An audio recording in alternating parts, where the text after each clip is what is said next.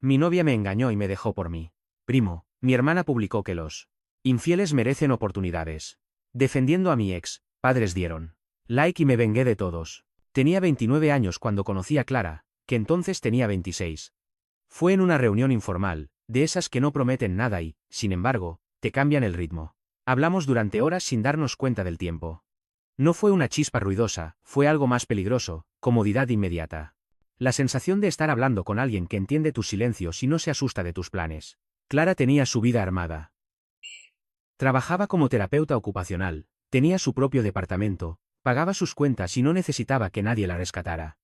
Eso me atrajo más que cualquier otra cosa.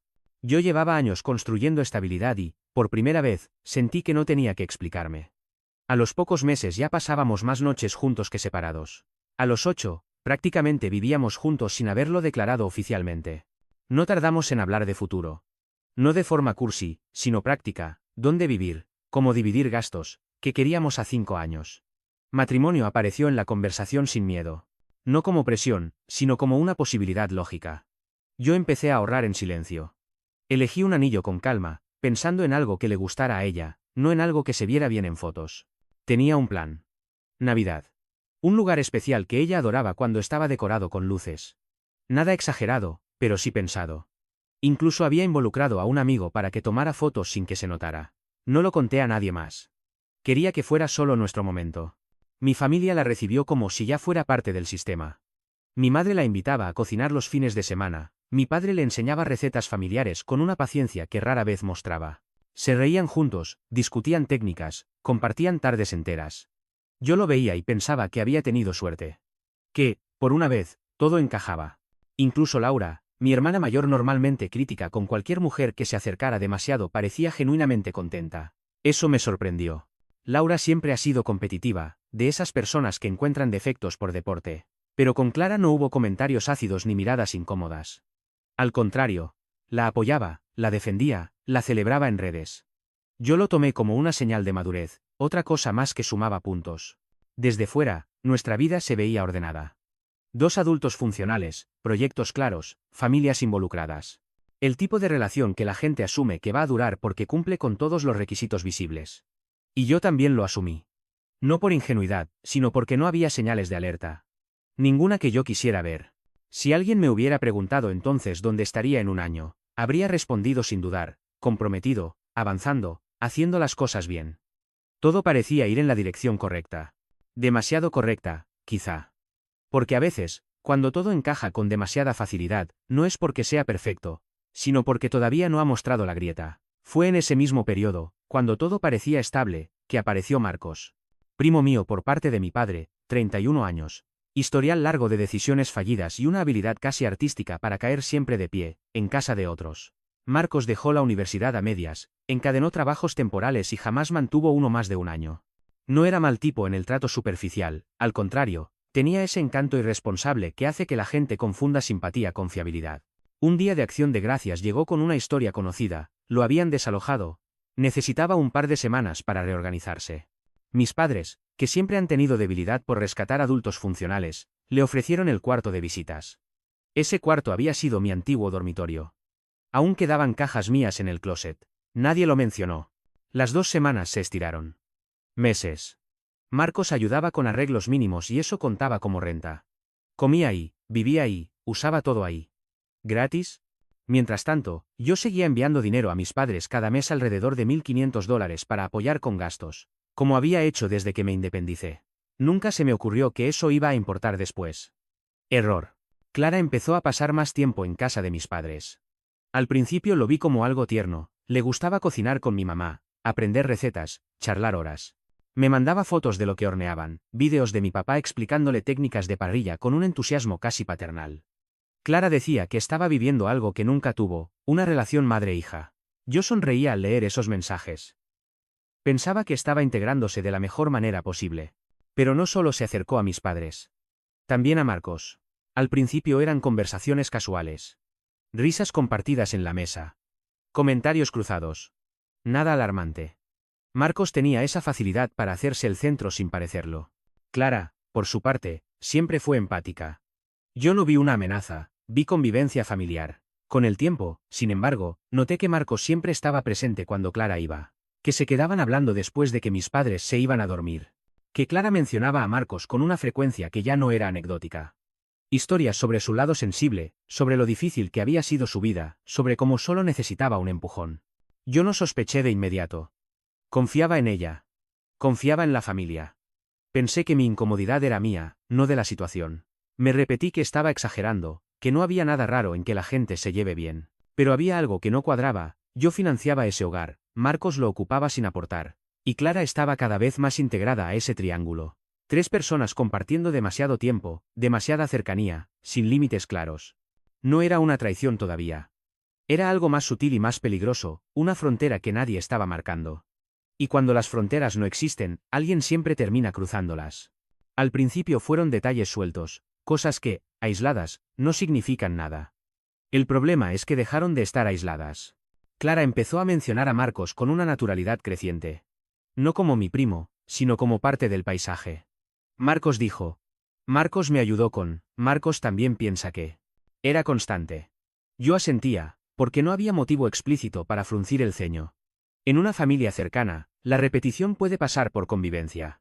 Luego noté el cambio de ritual. Cada vez que Clara iba a casa de mis padres, se arreglaba más. No hablo de verse bien, siempre lo hacía, hablo de un esfuerzo específico. Maquillaje más elaborado, ropa elegida con intención. Perfume distinto. No para una cena especial, sino para una visita casual. Me dije que estaba exagerando. Que quizá yo estaba proyectando inseguridades donde no las había. Hubo momentos pequeños que cruzaban una línea invisible. Risas prolongadas. Comentarios privados en voz baja. Contacto físico que se quedaba un segundo de más. Nada que yo pudiera señalar sin parecer paranoico. Nada que, por sí solo, justificara una conversación incómoda. Así funcionan las cosas que luego te destruyen, no se anuncian. Mi hermana Laura fue la primera en decir algo. No de frente, no acusando. Un comentario al pasar, con media sonrisa. Oye, Clara y Marcos se llevan bastante bien, ¿no? Lo dijo como quien lanza una piedra al agua para ver si hay ondas. Yo reí. Le resté importancia. Le dije que exageraba, que Marcos era así con todo el mundo, que Clara solo estaba integrándose. Laura no insistió. Solo levantó las cejas. En retrospectiva, ese gesto decía más que cualquier discurso. Hubo también silencios nuevos. Clara tardaba más en responder cuando estaba en casa de mis padres. Mensajes cortos. Fotos que ya no me incluían. Yo lo atribuía a que estaba ocupada, a que disfrutaba del tiempo en familia. Quise creerlo. Porque creer es cómodo. Dudar exige energía. Y yo estaba ocupado planificando un futuro que ya tenía nombre, fecha y anillo. Cada señal venía acompañada de una excusa razonable. Cada incomodidad, de una explicación tranquilizadora. Y yo hice lo que hacen muchos cuando el costo de aceptar la verdad parece demasiado alto. Me convencí de que no había nada, de que todo estaba bien. De que mi vida no estaba a punto de torcerse por un ángulo absurdo. Hoy sé que no ignoré las señales por ingenuidad. Las ignoré por lealtad. A ella. A mi familia. A la historia que ya había escrito en mi cabeza. Admitir que algo iba mal habría significado admitir que había confiado mal. Y eso duele más que mirar a otro lado. Así que miré a otro lado. Y mientras yo ajustaba la narrativa para que encajara, la realidad seguía avanzando sin pedirme permiso. Si estuvieras en mi lugar, habrías confrontado esas señales pequeñas a tiempo, o también te habrías convencido de que no significaban nada. Volví antes de lo previsto. Nada heroico. Nada sospechoso. Había comprado comida para llevar porque Clara había dicho que estaba cansada y pensé que sería un gesto simple, casi doméstico. Subí las escaleras con las bolsas tibias en la mano y la cabeza en otra parte, repasando listas mentales que ya no importan. La puerta estaba cerrada, pero no con llave. Empujé. ¿Entré? No hubo música. No hubo risas. Hubo silencio.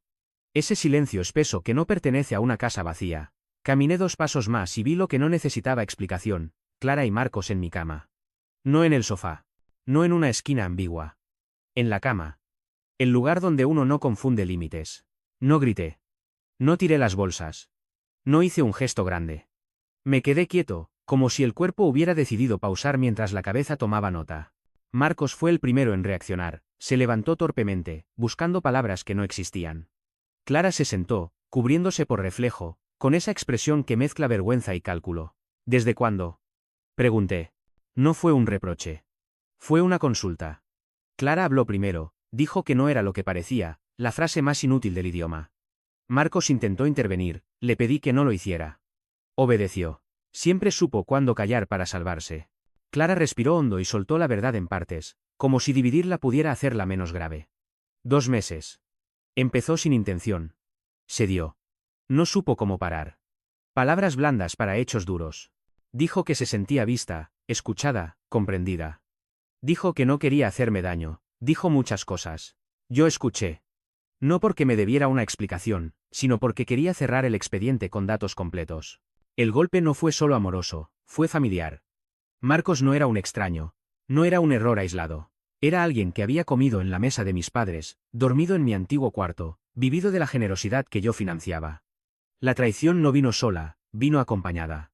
Les pedí que se vistieran. Marcos se fue rápido, sin mirarme. Clara se quedó. Lloró. Pidió perdón, habló de confusión, de sentimientos, yo asentí sin prometer nada. La calma, en ese momento, no era nobleza, era autoprotección. Tomé mis cosas. Dije que hablaríamos después. Salí sin cerrar de golpe. Afuera, el aire parecía más frío de lo normal. No sentí rabia inmediata. Sentí vacío. Ese vacío que aparece cuando algo que creías sólido se revela hueco. Esa noche no dormí. No por las imágenes esas se desgastan, sino por la certeza recién adquirida, el daño no fue un accidente. Fue una elección sostenida. Y cuando la traición se elige durante 2 meses, deja de ser un error. Se convierte en carácter. Ahí entendí que lo que había perdido no era solo a Clara. Había perdido una idea completa de mi familia, y eso, curiosamente, dolía más. La conversación que siguió fue tan predecible que dolió menos por lo que dijeron y más por lo ensayado que sonó.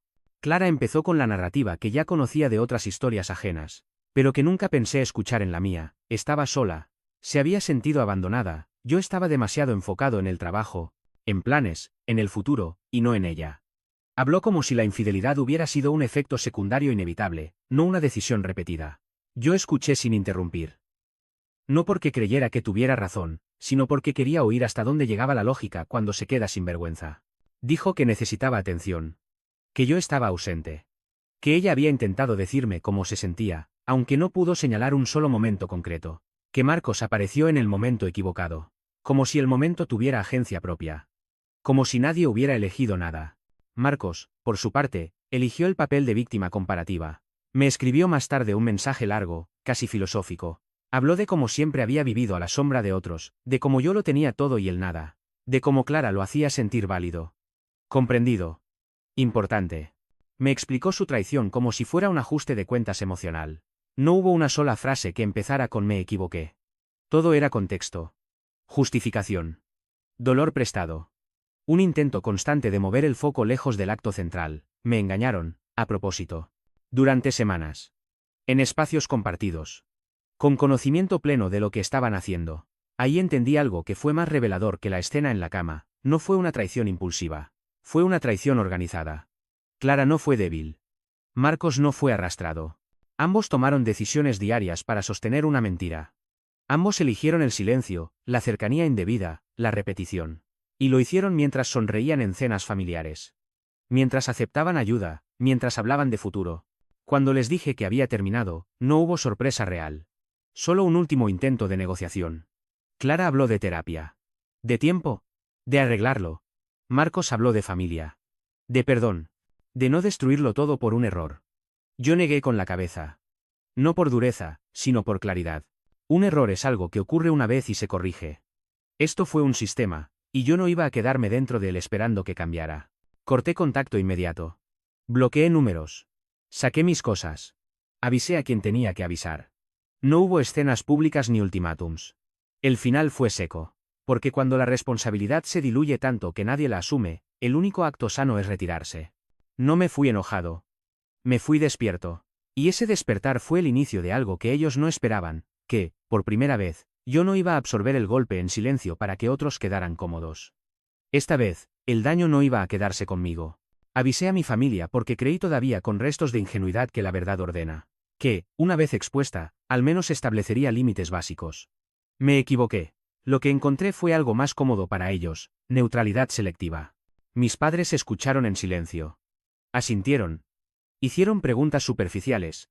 Y luego llegó la frase que ya conocía demasiado bien, es familia. No como consuelo, sino como exigencia.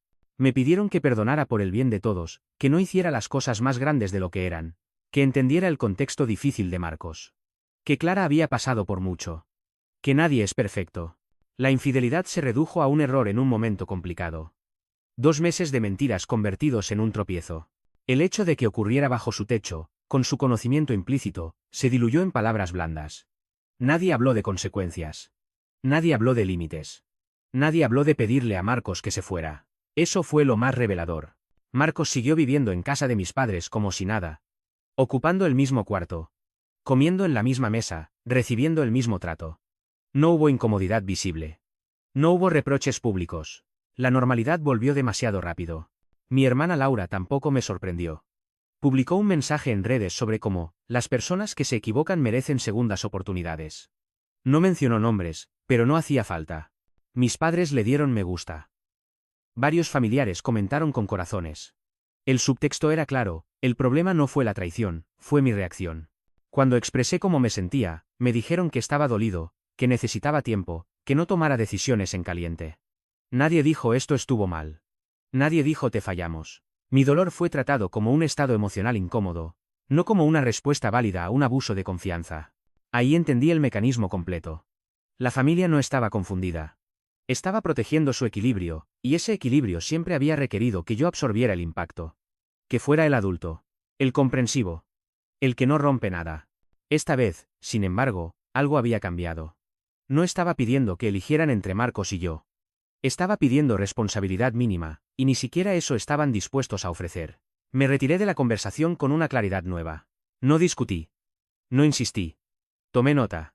Porque cuando una familia llama neutralidad a mirar hacia otro lado, lo que está diciendo es que ya decidió quién puede cruzar límites sin pagar el precio. Y esa decisión, aunque no la pronuncien, también es una forma de traición. No pasó mucho tiempo antes de que la historia dejara de ser privada. Primero fue una foto. Después, un cambio de estado. Finalmente, la confirmación explícita, Marcos y Clara eran oficiales en Facebook. Sonriendo, abrazados. Sin contexto, sin disculpas, sin pudor. Como si el orden natural de las cosas hubiera sido ese desde el principio y yo solo hubiera estado ocupando un lugar provisional. Lo que siguió fue peor. Los comentarios comenzaron a acumularse con una rapidez nauseabunda. Corazones. Felicitaciones. Frases como el amor siempre encuentra su camino o cuando es real, no se puede ocultar. Mi estómago se cerró al ver nombres conocidos, tíos, primos, amigos de la familia. Gente que sabía. Gente que había estado en mi casa. Gente que había brindado conmigo semanas antes. Mis padres también reaccionaron. Un me gusta discreto, casi administrativo. Pero suficiente. Era su forma de decir esto es aceptable. Nadie preguntó por mí. Nadie se preguntó cómo se construye una relación nueva sobre una traición reciente. El algoritmo hizo el resto, normalizó lo inaceptable. Luego vino la publicación de Laura. No mencionó a Marcos ni a Clara. No necesitaba hacerlo. Escribió sobre la hipocresía de cancelar a las personas por errores humanos. Y como los infieles también merecen segundas oportunidades si están dispuestos a cambiar. Usó palabras grandes, compasión, crecimiento, perdón. Sonaba elevada. Moral. Intachable. Mis padres volvieron a darle me gusta. Ahí entendí algo crucial, la narrativa ya no era neutral. Había sido reescrita. Yo ya no era el traicionado. Yo era el obstáculo. El rencoroso. El que no sabía soltar. El que no entendía la complejidad del amor adulto. Lo más perverso fue la facilidad con la que todos adoptaron ese marco. Porque era cómodo, porque no exigía enfrentar lo incómodo, que alguien cercano había cruzado una línea grave. Convertir la traición en un desliz y mi dolor en drama era más simple que asumir responsabilidad. No respondí. No comenté. No publiqué mi versión. El silencio fue mi último gesto de dignidad en ese espacio, porque entendí que discutir ahí era aceptar las reglas de un juego amañado. Un escenario donde la imagen pesa más que los hechos y la moral se ajusta según la conveniencia familiar. Pero no confundí el silencio con la resignación. Mientras ellos acumulaban likes, yo tomaba decisiones, porque cuando una familia te borra públicamente para proteger una mentira, lo único que queda es retirarte del rol que te asignaron. No como castigo, como supervivencia. Y algo más quedó claro esa semana. La hipocresía no siempre grita. A veces sonríe, escribe frases bonitas y hace clic en me gusta. Durante 5 años hice una cosa de forma tan automática que casi había dejado de cuestionarla. Enviar dinero a mis padres todos los meses. $2000. Puntuales. Sin recordatorios, sin dramas. Era mi manera de retribuir, de ayudar, de sostener una casa que, según me decían, siempre estaba justa. Nunca pedí recibos. Nunca exigí explicaciones. En mi cabeza era simple: familia es familia. 5 años. 60 meses. Más de $120.000. No lo digo para hacerme la víctima financiera. Lo digo porque ese número pesa distinto cuando lo miras después de ver a las mismas personas justificar una traición que te destrozó. La mañana después de la publicación de Laura, abrí mi banca en línea con una calma que me sorprendió. No estaba furioso. No estaba llorando, estaba, claro. Por primera vez en semanas, todo encajaba. No era solo la infidelidad. No era solo Marcos.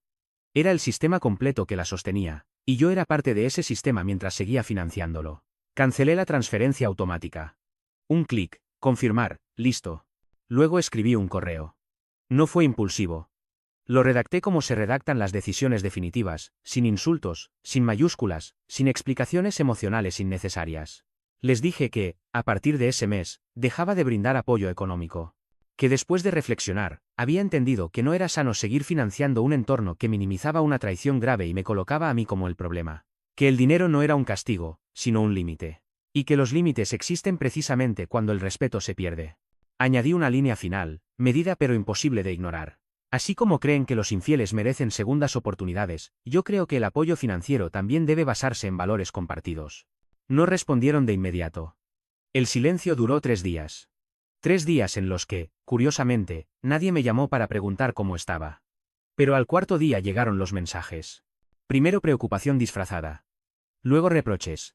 Después culpa, la clásica progresión. Que cómo iba a hacerles eso. Que la familia no se abandona. Que estaba siendo rencoroso. Que estaba mezclando cosas que no tenían nada que ver. Pero tenían todo que ver. Porque el dinero había sido el pegamento que mantenía la hipocresía cómoda. Y al retirarlo, el equilibrio falso empezó a crujir. Por primera vez, mis decisiones no estaban diseñadas para evitar conflictos, sino para protegerme. Ese fue el primer límite real que puse en años. Y aunque dolió, también fue el primer acto de lealtad conmigo mismo. La primera semana sin la transferencia fue confusa, silenciosa, casi educada, pero la segunda trajo pánico. Mis padres fueron los primeros en sentir el golpe. Durante años, mi dinero había sido el colchón invisible que amortiguaba todo: la hipoteca, las tarjetas, los imprevistos constantes que curiosamente nunca se resolvían. Sin esos $2.000 mensuales, las matemáticas dejaron de cuadrar. De repente aparecieron las llamadas urgentes, los mensajes largos llenos de números, fechas de vencimiento y frases como: no sabes la presión que tenemos encima. Yo sí sabía.